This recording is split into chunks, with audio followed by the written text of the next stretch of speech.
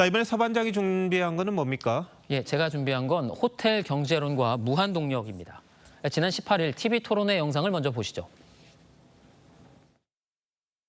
근데 이 그림 그리신 걸 보면은 도는 과정에서 돈이 사라지지 않고 계속 돌거든요. 무한동력입니까 그러면? 그 극단적인 예를 한번 들어본 거라니까요.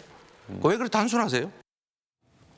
예, 이 무한동력이란 게 물리학에서 대표적으로 사이비 과학 취급을 받고 있는데 이른바 호텔 경제론도 뭐 그런 비슷한 수준이란 건가요? 예, 좀 짧게 설명을 드리자면 여행객이 예약금 10만 원으로 호텔을 예약을 하면 그 돈이 이 가구점과 치킨집, 문방구 등을 마을을 한 바퀴 돌면서 경제가 활성화된다는 겁니다. 예약을 취소하더라도 효과는 사실상 그대로라는 건데 민주당은 호텔 경제론을 둘러싼 공세에 오늘 반박문까지 냈습니다. 경제학의 관점에서 호텔 예약을 취소했더라도 경제는 성장한다. 돈이 회전하면서 GDP 규모가 성장하기 때문이란 겁니다. 뭐 경제학까지 끌고 오니까 뭔가 좀 그럴듯해 보이기도 한데 근데 저만 이해를 못하는 건가요? 예, 민주당이 얘기하는 건 경제학 개론에 나오는 이른바 경제순환론을 말하는 걸로 보입니다. 하지만 허점이 있습니다. 크게 두 가지인데요. 먼저 현실에서는 10만 원을 벌었다고 반드시 10만 원을 쓰지는 않습니다.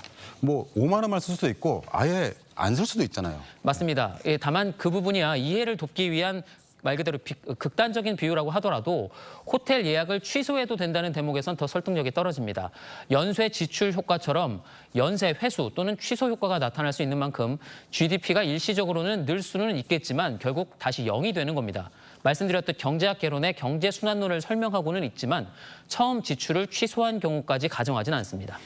근데 한번 정리해보면 민주당은 돈이 돌아야 한다. 이걸 좀 강조하는 것 같고요. 국민의힘은 이걸 취소해도 똑같다. 이게 좀 비현실적인 게 아니냐 이런 점을 지적하는 것 같습니다. 네, 그렇습니다. 그런데 호텔 경제론 논쟁, 그 이면은 사실 이 후보가 내세우는 지역화폐 그리고 기본소득 공방이 숨어 있습니다.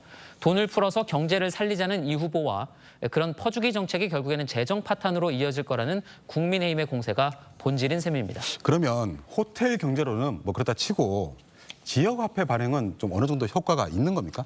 사실 상당히 어려운 질문인데요.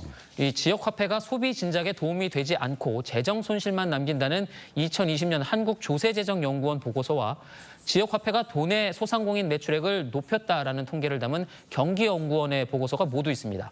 이 후보가 당선될 경우 지역화폐 발행을 통한 경기 활성화 정책이 국가적 차원에서 실시될 가능성이 높아 보이는데 분명한 건 실제 정책 추진에 있어서는 적어도 호텔 경제론보다는 더 꼼꼼하고 현실성 있는 검토가 필요하다는 겁니다. 네, 결국은 재원이 한정되다 보니까 그럼 세금으로 할 거냐 아니면 경기 활성화를 위해서 어떤 정책을 내놓을 거냐 뭐 아주 굉장히 그 면밀한 검토가 있어야 되지 않나 싶은데 유권자들이 또 고민을 하시겠군요. 두 반장 잘 들었습니다.